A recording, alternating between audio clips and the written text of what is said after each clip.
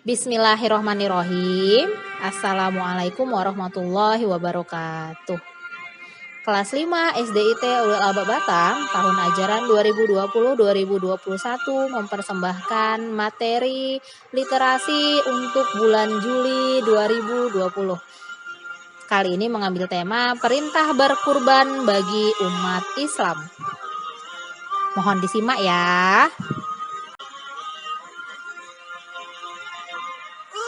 Nah, sebelum kita mulai materi literasi hari ini, Ustazah akan tadabbur Al-Quran dulu, yaitu surat Al-Hajj ayat 34. Ayat ini adalah salah satu ayat di Al-Quran yang isinya tentang perintah Allah kepada kita untuk berkurban. Nah, anak-anak yang soleh dan solihah, disimak dengan baik ya, ayat Al-Quran yang akan Ustazah baca ini. A'udzu billahi minasyaitonir rajim. Bismillahirrahmanirrahim.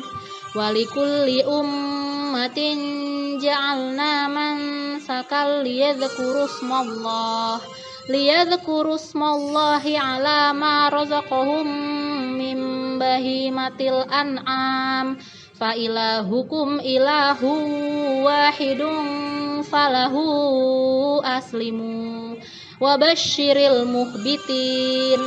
Shadaqallahul azim. Yang artinya adalah, dan bagi tiap-tiap umat telah kamu syariatkan penyembelihan kurban, supaya mereka menyebut nama Allah terhadap binatang ternak yang telah direzekikan Allah kepada mereka. Maka Tuhanmu ialah Tuhan yang Maha Esa. Karena itu berserah dirilah kamu kepadanya, dan berilah kabar gembira kepada orang-orang yang tunduk patuh kepada Allah. Maha benar Allah dengan segala firman-Nya.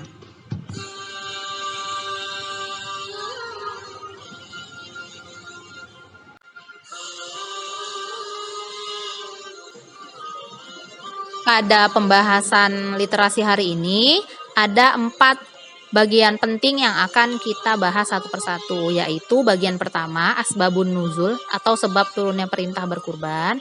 Yang kedua adalah ayat-ayat Al-Quran dan hadis tentang perintah berkurban. Yang ketiga adalah syarat berkurban. Dan yang terakhir adalah hikmah kurban dalam kehidupan sehari-hari. Disimak ya nak.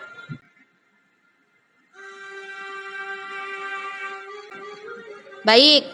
Bagian pertama ini adalah kita akan membahas mengenai asbabun nuzul perintah berkurban, yaitu kisah Habil dan Qabil.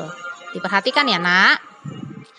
Syariat berkurban sejatinya sudah dimulai semenjak zaman Nabi Adam alaihissalam. Nabi pertama di muka bumi ini memiliki 2 orang putra, Qabil dan Habil. Qabil merupakan seorang yang ahli pertanian, kebunnya luas, hasil panennya banyak. Sementara itu, saudaranya Habil merupakan seorang yang ahli peternakan, hewan-hewannya gemuk dan beranak pinak. Suatu ketika, Allah memerintahkan keduanya untuk berkurban. Lanjut.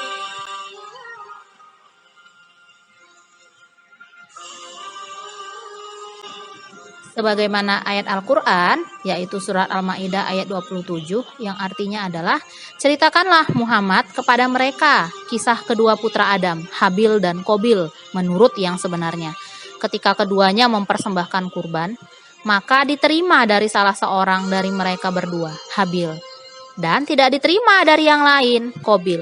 Ia berkata, Qabil, aku pasti membunuhmu.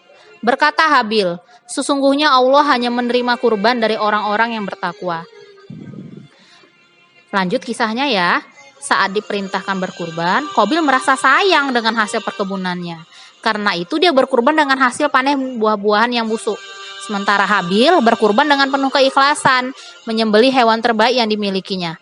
Keikhlasan Habil dilandasi oleh ketundukan dan ketakwaan perintah Allah yang membuat kurbannya diterima oleh Allah.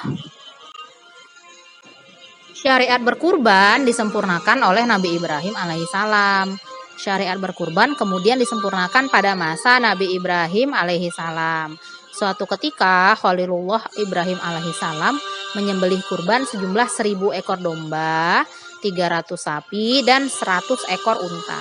Orang-orang pun bertanya, untuk apa kurban sebanyak itu?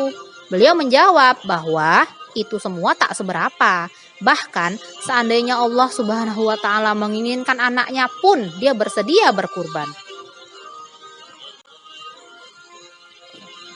Allah pun menguji niat Nabi Ibrahim alaihissalam tersebut. Dikabulkanlah doa Nabi Ibrahim yang meminta anak soleh. Dari istrinya Hajar, Nabi Ibrahim alaihissalam memperoleh seorang putra, Ismail. Saat Ismail sedang dalam masa pertumbuhan, dari balita menjadi anak yang lucu, menggemaskan, menjadi buah hati orang tuanya, Allah seakan menagih janji Nabi Ibrahim bahwa demi Allah, anaknya pun bersedia dikurbankan. Nabi Ibrahim pun mendapat perintah untuk mengorbankan Ismail. Pada perintah pertama yang datang melalui mimpinya tersebut, hati Nabi Ibrahim masih bimbang. Setan pun menggodanya, mengajaknya untuk mengabaikan perintah Allah tersebut. Pada malam berikutnya, kembali Nabi Ibrahim bermimpi mendapat perintah untuk mengorbankan Ismail. Kali ini Nabi Ibrahim sudah semakin condong untuk percaya bahwa mimpi tersebut memang sebuah perintah yang datang dari Allah. Namun, setan menggodanya semakin kuat. Ditunjukkanlah pada Nabi Ibrahim bagaimana lucu dan menggemaskannya Ismail. Setan pun berbisik, apakah rela Nabi Ibrahim mengorbankan putra satu-satunya yang baru ia peroleh setelah berusia senja? Hati Ibrahim sedikit goyah. Namun, ketika pada malam ketiga, Nabi Ibrahim kembali bermimpi mendapat perintah untuk mengorbankan Ismail. Kali ini hatinya sudah bertekad kuat dan bulat. Ini adalah perintah Allah. Tak mungkin ia mengabaikan lagi perintah yang datang dari Tuhannya. Meskipun untuk itu ia harus mengorbankan putra kesayangannya. Dipanggillah Ismail. Kepada putranya Ibrahim berkata, "Ananda, sesungguhnya ayahmu ini bermimpi selama 3 malam di Mina, bahwa ayahmu ini diperintahkan Allah untuk mengorbankan dirimu." Ismail pun menjawab, "Jika itu perintah dari Allah, maka lakukanlah ayah." Nah Ananda, di sini sudah terlihat ya bahwa ketakwaan Nabi Ibrahim dan Ismail itu sungguh luar biasa sekali. Mereka bersedia mengorbankan hal-hal yang paling mereka sayangi karena itu perintah dari Allah. Selanjutnya, Ibrahim kemudian membaringkan Ismail. Pedang di tangannya siap bergerak ke leher sang putra. Allahu Akbar, Allahu Akbar, Allahu Akbar. La ilaha illallah, Allahu Akbar. Ibrahim bertakbir dan bertahlil, disambut oleh takbir dan tahmid dari Ismail. Allahu Akbar walillahil hamd. Demi Allah, melihat kesetiaan dan ketakwaan hambanya tersebut, digantilah Ismail dengan seekor domba. Inilah syariat berkurban yang akhirnya sampai kepada kita sekarang ini. Hakikat berkurban pada hari raya Idul Adha. Hukum berkurban adalah sunnah muakkad, yaitu sunnah yang diutamakan. Hukumnya mendekati wajib bagi setiap muslim yang mampu. Menyembelih hewan kurban, baik itu kambing, sapi, onta, maupun kerbau, merupakan pembelajaran bagi kita untuk menyembelih hawa nafsu yang tidak baik yang ada pada hati setiap manusia. Hakikat berkurban adalah bahwa kita harus kembali kepada tujuan hidup, yaitu beribadah kepada Allah. Sebagaimana arti kata kurban yang bermakna qorib atau dekat kepada Allah Subhanahu wa Ta'ala. Maka hakikat kurban adalah mendekatkan diri kepada Allah dengan menjalankan segala perintahnya dan menjauhi larangannya. Nah, selain surat Al-Hajj ayat 34 yang tadi sudah ada di slide awal, ada juga nih surat-surat di Al-Quran dan hadis Rasulullah yang menyuruh kita untuk melaksanakan ibadah kurban. Nah, Ustazah ambil beberapa saja ya nak.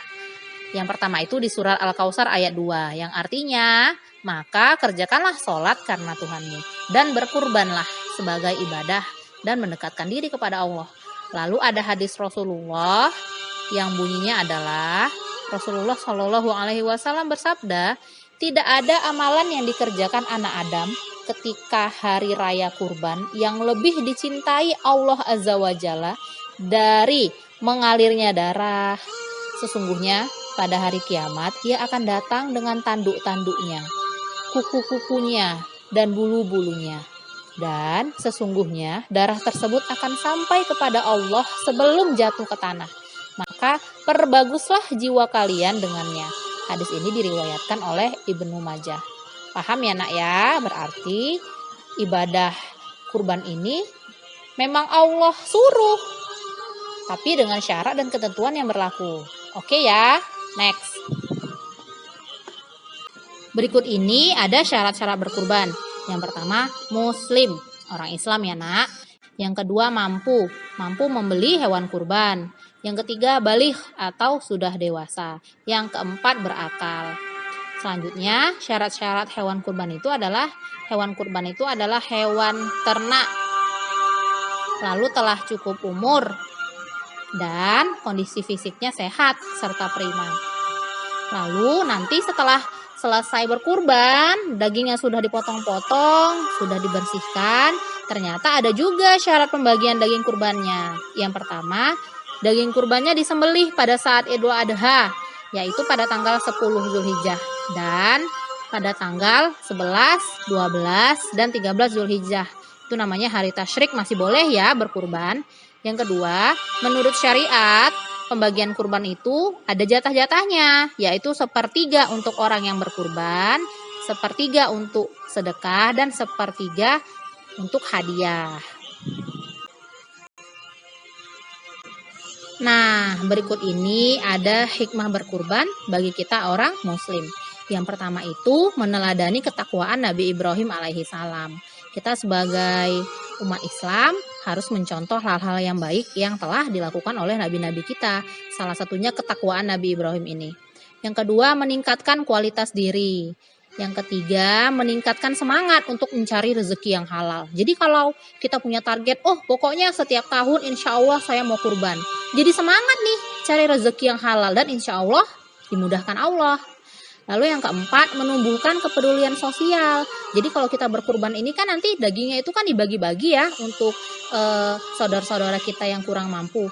Nah, tumbuh nih rasa sayang kita, ternyata berkurban itu bagus ya, teman-temanku, saudara-saudaraku muslim akhirnya bisa makan daging juga gitu. Dan yang terakhir, menjadi salah satu cara membahagiakan sesama.